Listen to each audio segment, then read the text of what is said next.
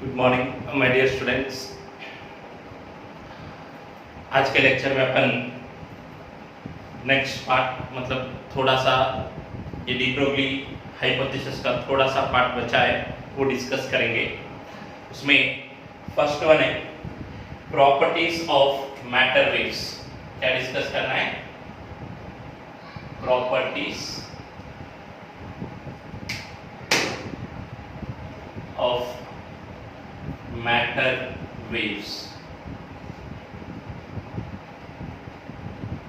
ये अपने को डिस्कस करना है। तो फर्स्ट जैसा कि प्रॉपर्टीज ऑफ लाइट वेव्स अपने को पता है, वैसा ही प्रॉपर्टीज ऑफ मैटर वेव अपने को डिस्कस करना है। तो फर्स्ट पॉइंट ये देखो, matter waves are different from EM waves। मतलब मैटर वेव्स अलग होते हैं, इलेक्ट्रोमैग्नेटिक वेव्स अलग होते हैं। So these are different from electromagnetic waves, क्योंकि this matter waves are related to moving particle. Matter waves कैसे है? रिलेटेड टू मूविंग पार्टिकल है, और ये मैटर वेव्स इससे कोई रिलेटेड नहीं होते हैं कि वो मैटर मतलब पार्टिकल चार्ज्ड है या न्यूट्रल है। सो ये डिफरेंस देखिए, matter waves are related to moving particles. So generally electromagnetic waves कहां से आते हैं? Electromagnetic waves are generated by accelerating charges. So matter waves are related to moving particles। कैसा है? Related to moving particles and independent of the fact whether the particle is whether the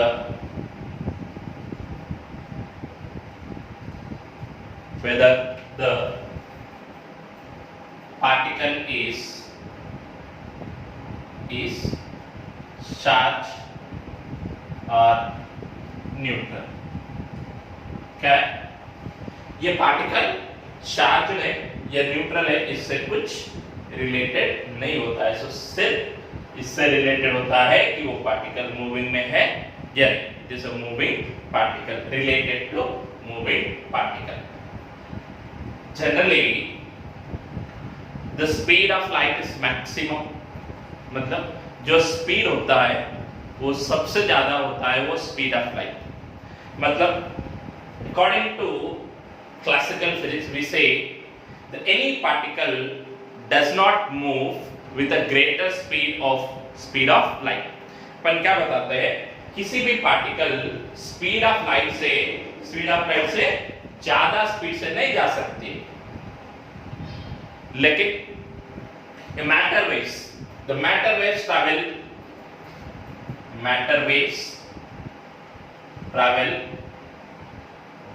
travel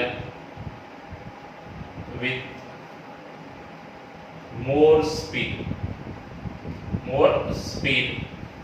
कितना more speed? more than travel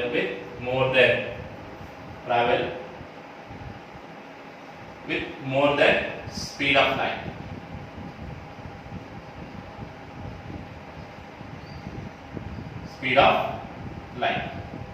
travel with a speed more than speed of light। ये आपको मैंने पहले point बताया था। so no particle move with a speed more than speed of light। तो यहां पे कैसा हो रहा है? तो अगर अपन देखें तो velocity or speed of matter wave is equal to frequency into lambda। तो फ्रीक्वेंसी को ऐसा लिख सकते हैं क्योंकि E equal to H F होता है, E बाई एच। आप अगर कंफ्यूज हो रहे तो ऐसा लिख सकते हैं आप nu lambda E by H. Lambda कितना होता है H by P, H H cancel, H H cancel, so E is equal to M C square and P is equal to M P, so M M cancel, so it is C square by क्या है सी square by we. तो ये जो v है it is the speed of particle, ये v ये speed of matter waves, मतलब किसी भी पार्टिकल का स्पीड ऑफ लाइट से ज्यादा नहीं हो सकता है, लेकिन अगर ये पार्टिकल से बंडल जैसा मतलब ग्रुप में मूव होंगे, so that we can say the group velocity may be more than speed of light। अभी पॉइंट ये है कि पार्टिकल का स्पीड कभी स्पीड ऑफ लाइट से ज्यादा नहीं हो सकता है, लेकिन ये ग्रुप वेलोसिटी ये स्पीड ऑफ लाइट से ज्यादा हो सकता है। इसका मतलब the speed of matter waves is more than speed of light, इसका मतलब वो जो ग्रुप वेलोसिटी है वो ज्यादा है, लेकिन पार्टिकल वेलोसिटी कभी ज्यादा नहीं होता है। सो देखिए, so we said we proved particle has dual nature, मतलब पार्टिकल को वेव नेचर है, but we are discussing only about electron, proton, neutron। Okay, अपन क्या बताया मैटर को वेव नेचर ऐसा होता है, लेकिन क्या डिस्कस कर रहे हैं only we are discussing about electron, proton, neutron, alpha particle, deuteron, यही। so मुझे एक बॉल चाहिए, एक स्फेरिकल ऑब्जेक्ट, अगर उसका मैटर वेव अगर उसको वेव नेचर होता है क्या नहीं वो मुझे फाइंड आउट करना है। तो generally in ordinary situation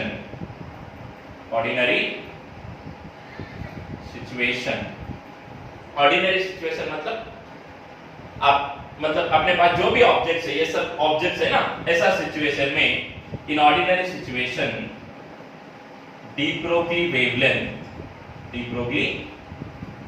wavelength is very small. De Broglie wavelength is very small and the wave nature can be ignored. क्या very small and wave nature can be ignored। मतलब यहाँ पे जब wavelength बहुत कम होता है तो वेव नेचर को इग्नोर कर सकते हैं, वेव नेचर को इग्नोर कर सकते हैं। जैसा कि मैंने एक गोल्फ बॉल लिया, एग्जांपल आपको बताता हूं, मैंने I have taken a golf ball, समझो इसका मास ऐसा मानते हैं कि some 40 grams, suppose it is moving with the speed 30 metre per second. एक बॉल है, मुझे चेक करना है किसका वेव प्रॉपर्टी, मतलब ये वेव नेचर इसको है या नहीं, ये मुझे चेक करना है। तो देखिए क्या फाइंड आउट करना पड़ेगा, वेवलेंथ h by p मतलब h by mv, h मतलब 6.625 into 10 to the power of -34 by एक ग्राम्स में तो into 10 to the power of -3 into 30, ये इसका वेवलेंथ है। तो आप कितना भी करो वो order of 10 to the power of -30 आएगा। I'm approximately saying it is the order of 10 to the power of again -30 only। So अब ये wavelength is very small, 10 to the power of -30 metres, ठीक है मीटर्स है, 10 to the power of -30 metres, Einstein में भी नहीं कैसा 10 to the power of -30 metres. So it is very small. क्या होता है ये वेरी स्मॉल। अगर आप कैलकुलेट भी किए तो देखो कितना आता है, सम 4 पॉइंट समथिंग इनटू ये 2 गया -1 मतलब कितना आ जाता है वो 0.5 मतलब आगे, सो 4.8 इनटू सम 4.8 और 7 into 10 to the power of -34 metre या -34। order of minus 34. Order of minus 34 is nothing but it is a very small, so that we can negligible मतलब wave nature can be ignored. मतलब ordinary situation और normal objects ये wave nature के okay अपन ignore कर सकते, मतलब इतना छोटा सा वेवलेंथ होता है, इसलिए we are discussing about only the wave nature of electron, wave nature of proton, क्योंकि उसका मास एंड मोमेंटम बहुत कम होता है, इसीलिए वेवलेंथ इज कंसीडरेबल, मतलब उतना अपन कंसीडर कर सकते हैं। तो next the wave and particle nature, wave and particle nature are aspects. Wave nature cannot be, क्या है पॉइंट, क्या है aspects of moving bodies cannot be observed. Okay, wave and particle nature of moving particle cannot be observed at a same time. Same, समझो मुझे इस time पे इस particle का वेव नेचर साथ ही साथ पार्टिकल नेचर अगर एक टाइम में मुझे कंसीडर करना है तो ये पॉसिबल नहीं होता। The wave and particle aspects of moving particle can not be observed at the same time, क्योंकि ये दो म्यूचुअली ओके एक्सक्लूसिव है। They are two natures are mutually exclusive, मतलब एक नेचर दूसरे नेचर को अपन साथ साथ में नहीं देख सकते। They are, these two are mutually exclusive। ये exclusive है, मतलब एक से एक लिंक नहीं होते। They are mutually exclusive।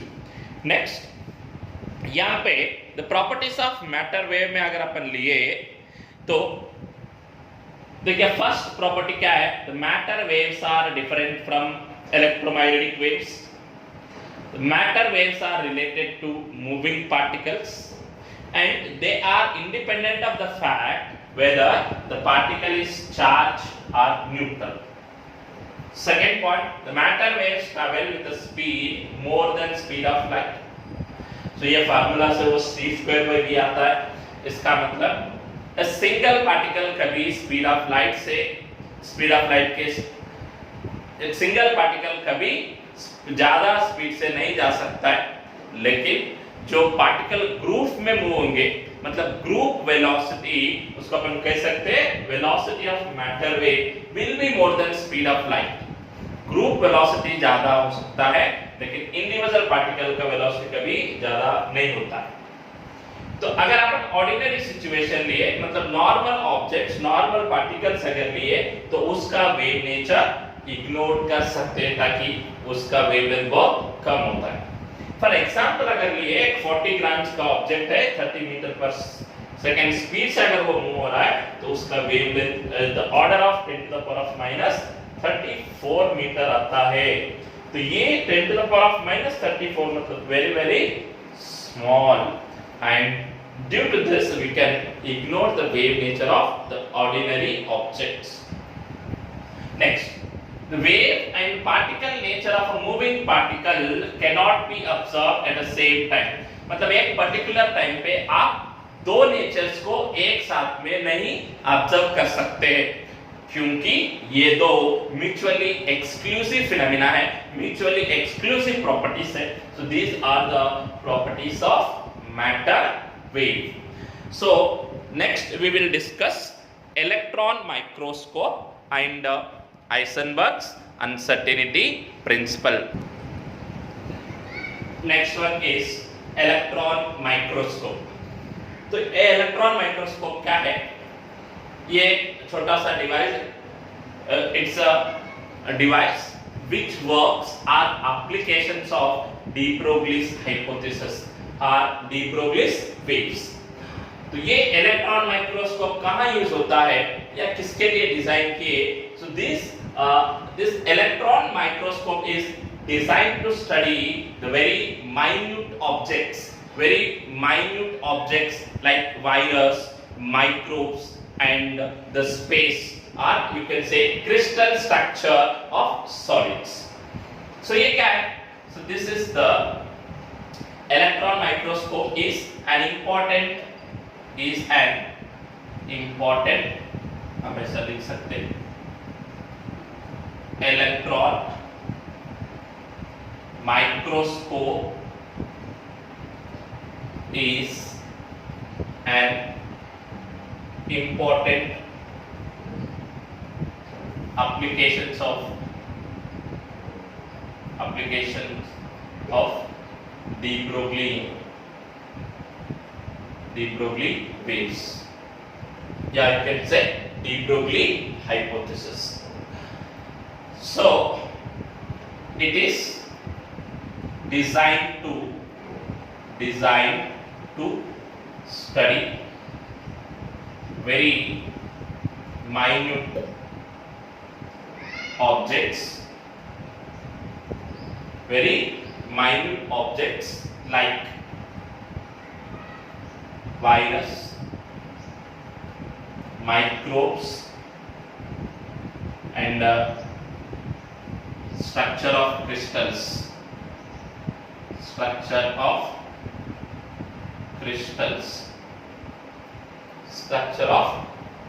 you can say structure of crystal structure of solids, आप कैसा भी बोल सकते हैं. सो आप ऐसा लिखे हो, crystal structure of solids.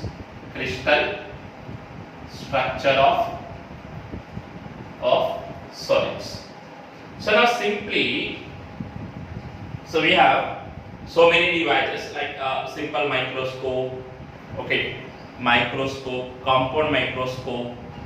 So these are the devices to study various objects and various particles to observe something. So but here the electron microscope is designed to study the very minute particles like viruses, microbes, and structure of solids. And here we are studying because it works on the principle of this de Broglie wavelength. मतलब यहाँ पे dual nature waves को अपन discuss करते हैं क्योंकि वो de Broglie waves के phenomena पे डिपेंड होता है. So now principle of electron microscope. What is the principle of electron microscope? Here first point ये है, like light radiation, electron behaves as waves. Okay, जैसा लाइट रेडिएशन बिहेव करता है वैसा ही electron also behaves as waves, but problem क्या है, but with much smaller wavelengths. Difference क्या है, लेकिन इसका वेवलेंथ बहुत कम होता है. सेकंड पॉइंट, फर्स्ट पॉइंट क्या था, जैसा कि लाइट वेव जैसा बिहेव करता है वैसा ही इलेक्ट्रॉन बिहेव करता है वेव जैसा, लेकिन डिफरेंस इतना है कि इलेक्ट्रॉन वेव का जो वेवलेंथ होता है it is very small. So here by using electric and magnetic fields, by using electric and magnetic fields क्या कर सकते हैं, electron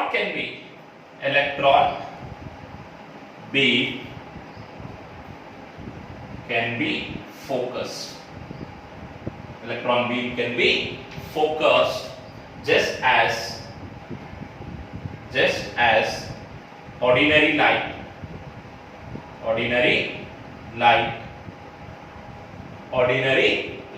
beams are focused. Ordinary light beams are focused. देखिए जैसा कि ऑर्डिनरी लाइट को अपन एक पॉइंट पे फोकस कर सकते हैं, वैसा ही इलेक्ट्रॉन वेव्स को भी अपन एक पॉइंट पे फोकस कर सकते हैं।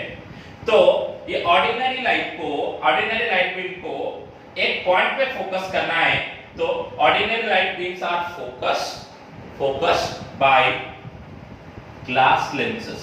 कैसा? एक लेंस को यूज करके, जैसा अपन ऑर्डिनरी लाइट को एक पॉइंट पे फोकस कर सकते हैं, उसी तरह इलेक्ट्रिक फील्ड और मैग्नेटिक फील्ड को यूज करके इलेक्ट्रॉन बीम को एक पर्टिकुलर पॉइंट या पर्टिकुलर रीजन पे अपन फोकस कर सकते हैं। So this is the principle of electron microscope. Okay, theory मतलब किस थियरी पे ये डिपेंड होता है? ये इस थियरी पे डिपेंड होता है कि वेवलेंथ ऑफ इलेक्ट्रॉन कितना होता है? 12.27 और 12.3 by under root of v angstrom। इस पे ये डिपेंड होके इट वर्क्स। तो जब अपन इलेक्ट्रिक फील्ड अप्लाई करेंगे तो potential difference of electron beam क्या होता है? इलेक्ट्रॉन एक्सेलरेट होता है, तो पोटेंशियल डिफरेंस आता है। So by applying that potential difference here, by substituting that value of potential difference here, we can measure the wavelength। तो अपने पास सिंपल माइक्रोस्कोप है, कंपाउंड माइक्रोस्कोप है। ये रहने के बाद भी अपन ये क्यों यूज करते हैं? क्योंकि इसका magnifying power is much more than the magnifying power of optical microscope. So here magnifying power of microscope inversely related to wavelength। तो देख, ये जो मैग्नीफाइंग पावर है ये किस पे डिपेंड करता है? वेवलेंथ पे। मतलब इनवर्सली रिलेटेड, मतलब वेवलेंथ कम है तो मैग्नीफाइंग पावर ज्यादा होता है, वेवलेंथ ज्यादा है तो मैग्नीफाइंग पावर कम होता है। इसका मतलब आपको समझ ही आया होगा, क्योंकि इलेक्ट्रॉन बीम का वेवलेंथ आपको बताया था मच स्मॉलर, तो बताया था मच स्मॉलर, मतलब मैग्नीफाइंग पावर कैसा होना चाहिए? ज्यादा होना चाहिए। So magnifying power for optical microscope is of the order of around कितना होता है? 1500 टाइम्स। मतलब एक ऑब्जेक्ट को आप कितना इंक्रीज कर सकते हैं उसका साइज, और कितना मैग्नीफाई कर सकते हैं, कितना रिजॉल्व कर सकते हैं, वो है 1500 टाइम्स। वही magnifying power for electron microscope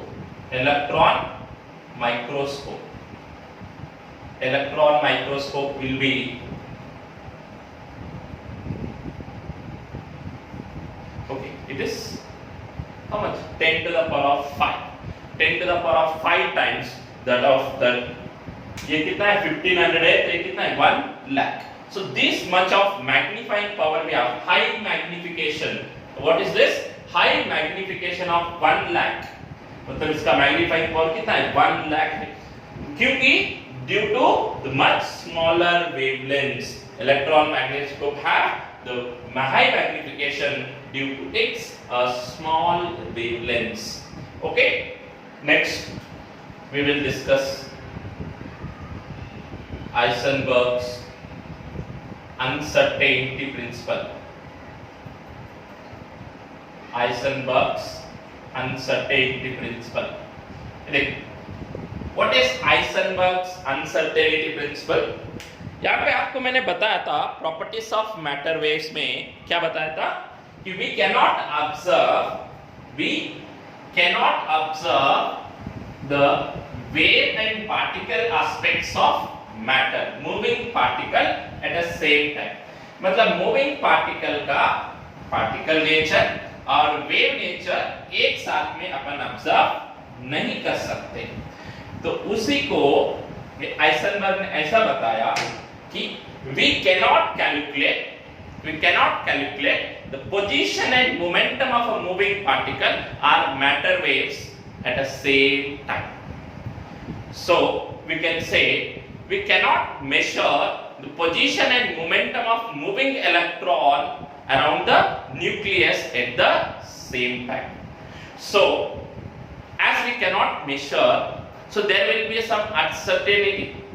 So if the uncertainty in the position of the electron or matter waves is delta x, and uncertainty in the momentum is delta p, so that it should be the product is always greater than or equal to h by 2 pi. तो ये product हमेशा कैसा होता है, greater than और equal to h by 2 pi, मतलब इतना uncertainty compulsory होता है. तो यहाँ पे जो मैटर वेव्स होते मतलब इलेक्ट्रॉन वेव्स होते हैं, so the electrons are revolving in a orbit, so it cannot move to the next orbit, so the electron is localized, मतलब वो ऑर्बिट में वो लोकलाइज हुआ है. तो अगर वो ऑर्बिट में लोकलाइज हुआ है तो उसका wave packet, the description of wave packet भी लोकलाइज्ड होना चाहिए. So for an electron, if you observe the wave nature of electron will be, it is the localised, मतलब एक ऐसा सेंट्रलाइज्ड वेवलेंथ होता है, ऐसा वो मूव होता रहता है उसका wavelength. So we can say the wave packet description, wave packet description of electron, description of an electron. तो ये क्या है, wave packet description of an electron है. तो मतलब ये लोकलाइज्ड वेव है. लोकलाइज्ड वेव मतलब एक सेंट्रलाइज्ड वेवलेंथ होता है, around that we have the wavelengths. तो देखिए, if there is no uncertainty, अगर यहाँ पे अनसर्टेनिटी नहीं है इन मोमेंटम में अनसर्टेनिटी नहीं है, इसका मतलब डेल्टा x कितना होना चाहिए, इंफिनिटी, ताकि इसका प्रोडक्ट नॉन जीरो होना चाहिए. The product should not be zero, मतलब डेल्टा x कितना होना चाहिए, इंफिनिटी. जब डेल्टा x इंफिनिटी है, इसका मतलब wave nature will be like this, ऐसा ये फिक्स्ड फ्रीक्वेंसी, फिक्स्ड वेवलेंथ है, so it is to infinite. So ये लोकलाइज्ड है क्या, नहीं, लेकिन matter will be localised. So that to explain this we have Heisenberg's uncertainty principle.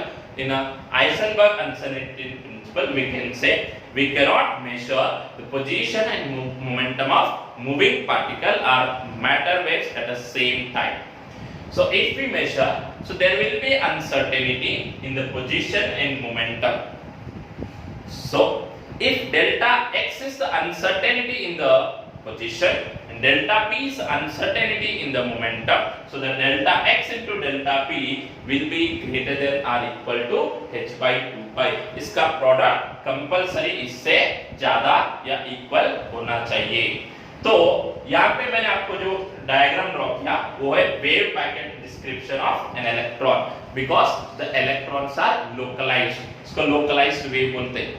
सो अगर वहां पे मोमेंटम में कोई चेंज नहीं है तो ये डेल्टा x कितना होना चाहिए, इंफिनिटी होना चाहिए, तो तब वेव्स ऐसे होते हैं. So this is the Heisenberg's uncertainty principle. So this is the today's lecture. In the next lecture we will try to solve the numericals as many as possible in a given time. मतलब अपना lecture का time जितना होता है उतना time में maximum number of questions upon solve करने के लिए ट्राई करेंगे. तो इस ड्यूअल नेचर का और एक छोटा सा पार्ट रह गया, वो है रेडिएशन प्रेशर. तो इसको कभी-कभी अपन इलेक्ट्रोमैग्नेटिक वेव्स में भी पढ़ाते हैं, लेकिन यहाँ पढ़ाना बहुत इजी होता है, मतलब आपको क्लियरली समझ में आएगा, इसीलिए so we will discuss the radiation pressure here only. But in the next lecture we will discuss the numericals based on photoelectric effect and de Broglie's waves, and you also try to solve the questions, okay, and I will give some questions to you to solve the questions at home. Okay, thank you.